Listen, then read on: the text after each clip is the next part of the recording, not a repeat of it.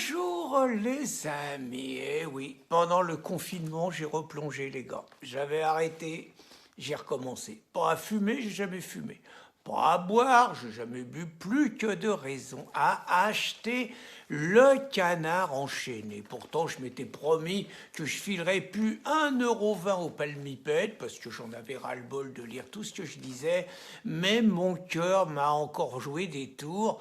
Il y avait des petits libraires dans mon petit village, ils souffraient et tout, ils vendaient pas grand-chose, pas des libraires, un bureau de tabac, et donc je me suis dit que j'allais leur acheter le canard enchaîné. Alors j'ai pas fait une bonne affaire, 1,20 € pendant tout le confinement, il y avait que 4 pages au lieu de 8, ils avaient pas baissé le prix de moitié. Mais le samedi, j'achetais valeurs actuelles, ce que je faisais pas d'habitude, je l'achetais avant qu'il y ait la grève de Prestalis qui foute le bordel, mais ça c'est autre chose.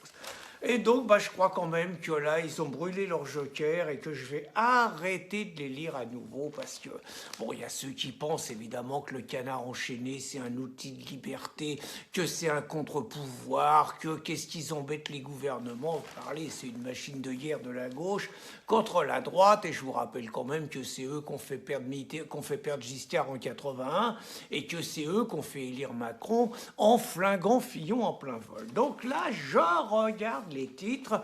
Donc, titre de une, Trump a allumé sa propre mèche. Colossale finesse, la mèche à Trump et tout. Donc, évidemment, la Maison Blanche, c'est drôle, et ils nous font le coup, naturellement, des émeutes aux États-Unis. Alors, ça commence, c'est celle d'un homme noir victime d'un autre sale virus, le racisme. George Floyd a été plaqué au sol après avoir été menotté parce qu'il était juste soupçonné d'avoir cherché à écouler un faux billet de 20 $. Et on apprend que le très méchant policier blanc raciste a eu déjà 18 plaintes pour violence, dont 16 ont été classées. Si elles ont été classées, c'est peut-être qu'il n'avait rien fait. Alors déjà, des petites mises au point.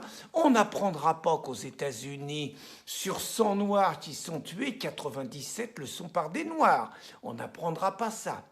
On n'apprendra pas qu'aux États-Unis, sur 100 Blancs qui sont assassinés, 81 le sont par des Noirs. On n'apprendra pas qu'aux États-Unis, seul un Noir sur 100 est tué par la police et qu'il peut être tué par un policier blanc, mais également par un policier noir. Et on n'apprendra pas non plus que le gentil George Floyd, qui donc était au sol simplement parce qu'il aurait essayé d'écouler un faux billet de 20 $, que le gentil George Floyd avait quand même déjà 19 infractions à son passif. On continue. On apprend donc que le très méchant Donald Trump se sert de cet épisode et tient un discours martial pour cacher la catastrophe de sa stratégie sur la pandémie.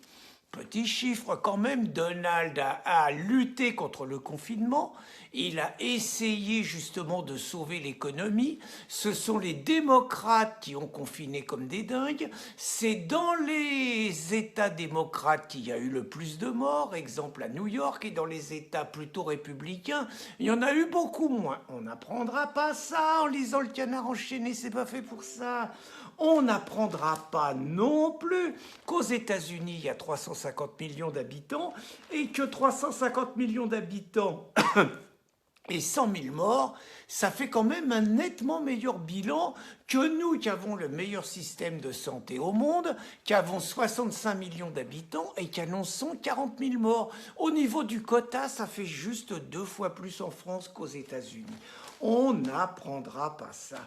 On n'apprendra pas non plus, on apprend que Trump, en plus, si on en croit donc Eric Empatz, l'auteur de l'article, il a osé dire qu'en tant que président de la République, il était garant du droit et de l'ordre. Mais vous vous rendez compte, un président qui dit ça, manifestement, il souffle sur les braises.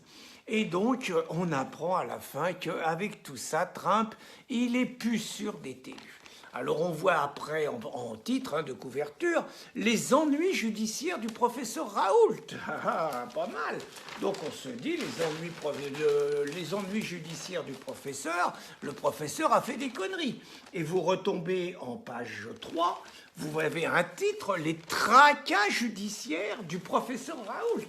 Donc les tracas judiciaires, les ennuis, et vous lisez. En fait, vous apprenez que le professeur Raoult est juste victime de coups de salopard de la part de certains de ses confrères qui font des signalements contre lui, qui se livrent à un véritable harcèlement judiciaire contre ce toubib qui a eu le tort de soigner et de guérir des patients pendant que les autres les laissaient crever. Donc le canard enchaîné, manifestement, il est quand même du côté des confineurs, il est quand même du côté du gouvernement et de Véran qui font chier Raoult, et le rapport pourri Lancet qui a servi à essayer de discréditer Raoult n'a l'air de poser aucun problème. Je continue, page 4 à 5, il n'y a rien trop à dire.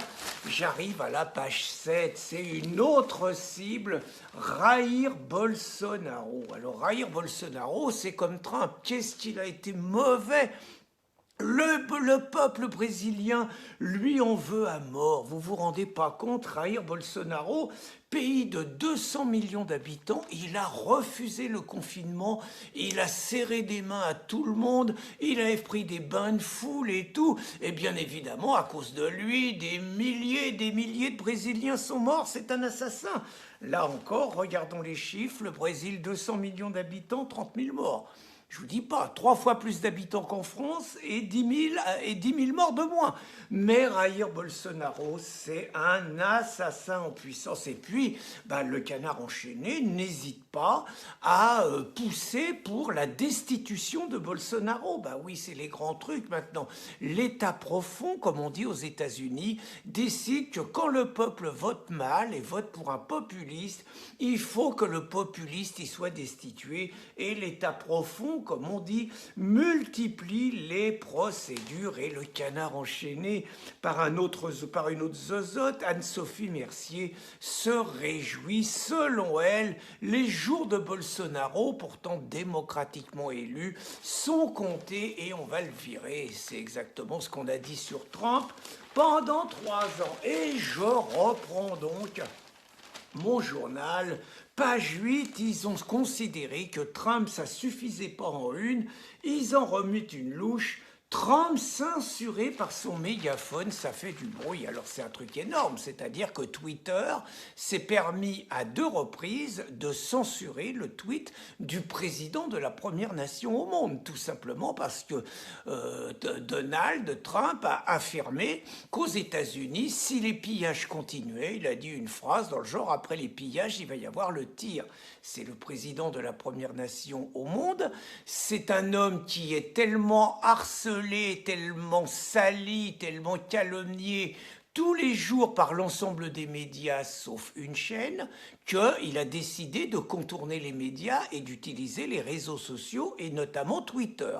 Eh bien, Twitter a décidé de confisquer cette liberté d'expression qui est permise par l'article 1 de la Constitution des États-Unis. Twitter a décidé qu'il avait des droits supérieurs à un homme démocratiquement élu à la tête de la première nation du monde. On aurait pu penser que le canard enchaîné, plutôt un journal qui se dit libertaire, qui se dit plutôt anarchiste, qui se dit naturellement défenseur de la liberté d'expression, aurait défendu celle du président des États-Unis. Pas du tout. Le canard enchaîné se réjouit que finalement Twitter, qui n'est élu par personne, qui est tenu par des démocrates et des gauchistes, se permette de censurer le président du premier État du monde. Mais il est vrai que le canard enchaîné a été d'une discrétion remarquable par rapport à la loi Avia et que finalement, tout ce qui permet de faire taire les progressistes, ça convient au canard enchaîné. Donc je vous disais que c'était la dernière fois que j'achetais ce journal, c'est terminé. Et voilà ce que je fais de cette merde. Bonne soirée les amis.